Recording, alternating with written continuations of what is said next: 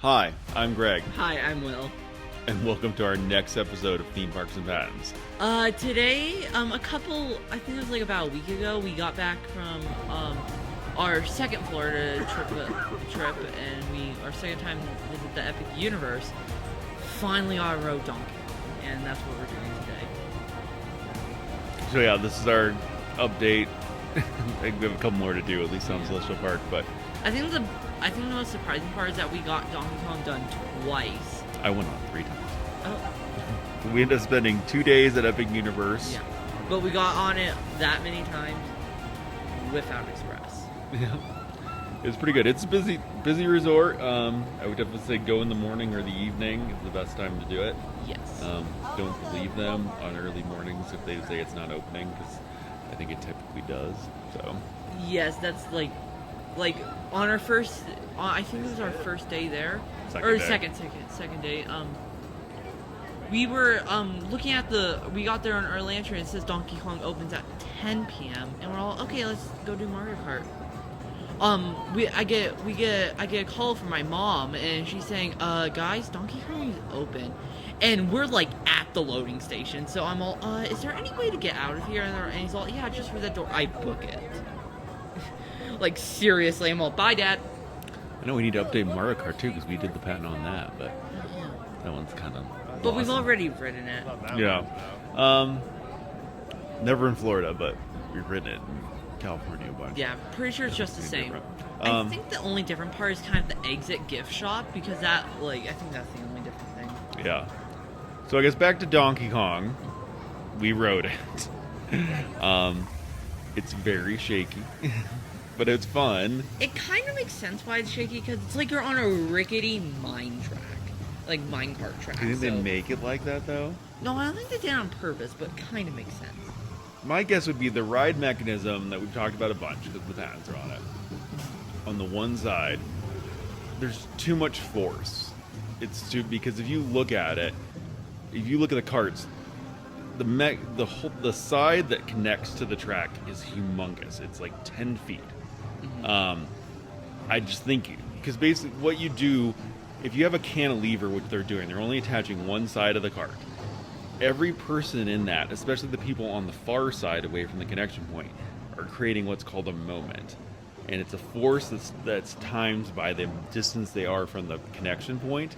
And so what it really does is just forces the cart into a rotational force and makes it so the wheels on the track want to be rotating in one direction and can make them bind. So I just don't think, as a ride mechanism, like, it's the idea, it's interesting, but I just don't think, like, from the engineering, because with 4 people in that cart, I just don't think it works, and it makes it so it's a bad ride, not a bad, like, so it just makes it so it's not very smooth the way it has to ride on the track. So just because there's too much force being carried on one arm. So Yes. that would be my general opinion on it. It's a fun ride. It's pretty short, but it's somewhat cool. And there's this one effect that can look pretty cool, but my dad and sister hate it for the reason you're not thinking of. Like, in the first barrel launch, like the barrel cannon at the beginning, it gives the effect of, like, in the games, like whenever the barrel cannon blasts you out, there's usually like smoke that blasts out with you, and it tries to accomplish that effect with water. Yeah. And you get wet. It just missed, and it was cold. So the days we rode it, it was a nice trip. It was like in the 80s, but then it was in the 40s. Yes, and I wonder, whenever it breaks, which is a topic I'll get back to in a little bit, if it's not always because of the ride mechanism. Because when we rode it, I noticed 2 things that were broken. The first thing that I noticed that was broken was the scene after, like, the barrel launch. It's like supposed to look like Donkey Kong and Diddy Kong are like kind of coming out on a minecart, gonna crash into you. It was just there. It like didn't move. We could just see it there. The other thing that I noticed wasn't working was the waterfall. Oh, yeah, but they may have had to have that off because it was so cold. Yeah, I guess. And the main difference between the waterfall here and, like, Beijing is the waterfall in Beijing, it's like a fog. In Japan. Or in Japan, it's like fog coming out to make it look like water, but here it's like actual water. So, yeah, going back, so we've done a lot of videos, and I get more hate online for videos about Donkey Kong. And I guess what we're trying to say back to the ride mechanism is that there's a lot of comments be like, well, it works, you guys are crazy. So we're not saying it doesn't work. What we're trying to make the point is the patent on Donkey Kong. Just to circle back here, and we've done lots of stuff about this because there's lots of interesting things because Disney had a patent that predated the What Universal does that mean one. when they say it doesn't work? Our videos are talking about that it's not covered by the patent, and so people are arguing that we're saying it doesn't work. That's not what we mean. What the point is that the patent for Donkey Kong, they claim, so it's totally different. The patent and the ride are two different things. So in an ideal world, you would want the patent to cover your ride so someone couldn't copy your ride in theory. But the way they did the Donkey Kong patent is what we've been trying to say, and then we get a lot of comments about, is that the patent says that the ride rotates on the one-sided arm. And there's no way they're doing that. The coupling would have to be gigantic. They can't support, there's way too much load on this thing. And if you look at it, it's bolted, it's got two arms and it's bolted in. Each by like 12 bolts on each side just to hold this thing to keep it from breaking off. I kind of wish it did that. It could make it more game accurate because in the ride, it's like whenever you jump, it's like, ooh, because of how the track slanted. But in the game, whenever you jump, it's like a hop, so... Yeah, I don't know that... I mean, this would just tilt the car relative to the arm, so it could make you feel like you're going up even steeper, or down even steeper. I don't think they need to do it, but the point is, the point of our videos were, they say in the patent that it does this, and so their patent claims specify that it rotates on that arm. So for them to have coverage on anyone, so if someone copied it, their car would have to rotate on the arm. Yes. So in a sense, it doesn't cover.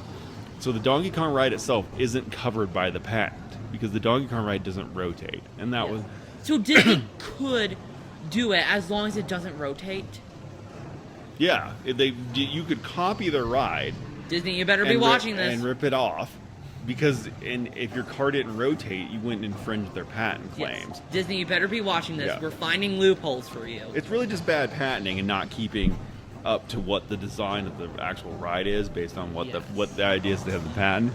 And Disney's the same thing. There's the two patents on this, and if you think like the forces involved, the patents are so unrealistic. Like Disney has like pictures where they're attaching to the back of like a bobsled in one spot. There's no way. I mean, there's just way too much weight there. Yes. So to do this and do it right, I think you need to attach the car on both sides and just hide the attachment points. So you could have arms on either side, and so that takes away your moment force, which I was talking about. So there's no issue with distance from attachment. If it's attached on both sides, it's supported on both sides, you don't get a moment force. And it wouldn't be so rickety. It would ride really well. And then you would just have to kind of hide those arms. And then when you're in the front of the cart, you probably wouldn't see them. So you could do the fake track still. You would just have tracks on either side, but you could hide them down below. So I think that's really the way to do this ride. Or could it also work if, like, say this was the ride vehicle, say the arm was right here, so it could kind of do that. You could do it in the middle, too, because then it's supported. So if you have two people aren't forcing the car into a rotational force. If the support was straight down the middle, the problem is if the support's straight down the middle, you couldn't have like the railroad tracks that they're doing. I mean, you could kind of do a fake track, but you'd have to leave that middle slot open to let your arm go through. But that's the way to do this. And like with the bricks and stuff that you kind of run over, and like in the first part when you're kind of going up that hill, stuff like that. You just don't want to, like, you can just tell. I mean, the way it's built, you don't want to attach one side of that car. If you got like a 300-pound guy in that far seat away from the connection point, I mean, that's what it's designed for. It's just got to carry so much weight. Yes. And you think of it, everyone in that cart's trying to tilt away from the arm based on the force they're causing. So yeah. either you have to have cars with less people, which is a huge problem because it already has low capacity. Yes. So you really just need, I would say, arms on either side, or what Will says, one arm in the middle, and you would get rid of all these problems, and it would probably be a much smoother ride. I did make a point and an idea, kind of the same thing. It would fix one problem, the one we're talking about, but cause another one, making the capacity worse. So if you want to keep it game accurate, have you seen those Wild Mouses where it's kind of like a little bobsled and it only fits 2 people? Yeah. Kind of make it like that, because in the games, the minecarts usually only hold 2 people. Yeah. Donkey You could still Kong do and 4, you just do arms on either side. Yeah. But if you want to keep it game accurate, you could, That'd be tough. You need at least 4 to 6 people in each car. There's just not. I mean, you have to space them out a certain amount. They're just going to ruin your capacity. Yeah. So, anyway, everyone thought it was shaky. Everyone wrote it in our entire family, and I would agree. It's pretty shaky. Yes. So, but it's fun. It's a fun ride. It's cute. My biggest complaint about the whole Nintendo world, it's very loud in the entire thing. It's kind of an assault on your senses. But other than that, it's a fun idea. I think we need to put to bed the whole one-sided connection roller coaster is not going to work out. It's just it'd be weird if you're watching it jump over the waterfall, you just see this weird arm. Yeah, but if the arms are behind you and you can't see, I mean, they could use the cart to kind of No, like if you were like an onlooker, like in the line, kind of. Yeah, but I mean, you don't see much of it, but it would be a better ride, but it would look ugly. It's like yes. I'm also saving the best for last, because this is probably the most recognizable part of Donkey Kong. It's track record. And I have a statement. I've kind of got some quotes from an Instagram thing I saw, but Donkey Kong is basically a social experiment to see how people react waiting 2 hours for a 2-minute dopamine, what is it called? Like a dopamine hit. Like a dopamine hit. Or waiting 2 hours for the equivalent of Times Square when the attendant comes onto the ride, or comes onto the loudspeaker and says the magical thing that's basically the daily, and I mean daily, press at this point. Sorry, Donkey Kong has shut down. We are doing everything that we can, and thank you for your patience. And people just stand out there like they're summoning something. It's ridiculous, how much this ride breaks. Yeah, it's a tough line. That's also another thing that makes it worse, because imagine you've been waiting 2 hours in line, you get to the loading station, sorry, Donkey Kong is closed. Yeah, it moves really slow, especially with Express. When we were there the first day, we're trying to go at close because it was sitting at 210 minutes. Yes. And the line was out front. There's a corral on the left side. And so by the time we were ready to get in it, we were trying to get it in closing, which was closed at 10. Yes. It broke at 9:30, and they were evacing it, so there was no way they were going to reopen it. But we did go. We went first thing in the morning for early hotel entry, and we got on it in 20 minutes. I went out. We ended up going there New Year's Eve the second day, and so a lot of people left, and the park stayed open till midnight. And I rode it twice between 11 and 12, and Will went with me on the last one at closing. So that you can do it. I would just, but it sits at it sits at a 2 or 3 hour wait most of the day. So it's tough, and the queue's not very interesting, and you move really slow. Yes. Because of the loading capacity. So just be aware that you're gonna either go first thing in the morning or the last thing at night. Yes. Hope it doesn't break. And just be be like the people in the Ministry of Magical line, praying that it doesn't break. Yeah. My mom actually almost broke it one time. Yep. So I think I think they've got a lot of their problems taken care of. These rides don't go down as nearly as much as they used to. Donkey Kong just it seems to be a long line all the time. Yeah, and I'm gonna end this video kind of on a high note with a funny story. The first time we ever went, I'm pretty sure I already mentioned this, on our first video we made after our first Epic Universe trip. It was closed for the entire day, and we're all like, oh, come on, why didn't it say anything like that on the app? But that's not even the funniest part. When my dad was looking at like the calendars and stuff, and like seeing like looking at like when the rides were opened and closed, we went on Wednesday.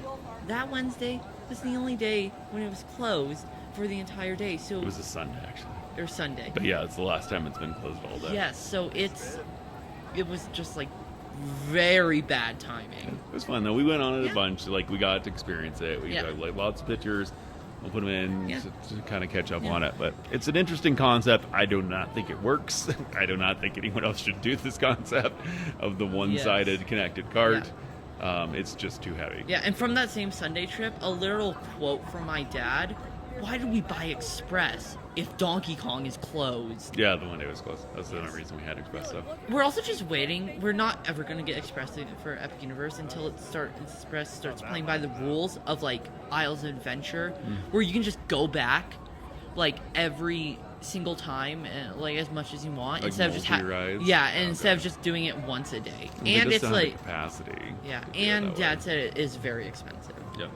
So anyway, that was it. That's our summary, our follow-up on Donkey This Kong. may be our longest video ever. Have we ever done one more than 16 minutes? Maybe. There's ones we chat longer, so.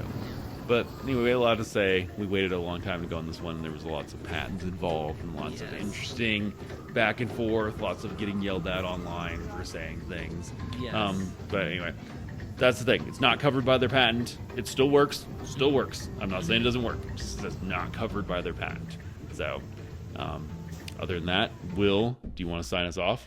Yes, I'm so glad that we finally got to make this video, and thanks for tuning in. All right. Goodbye, everybody. Bye.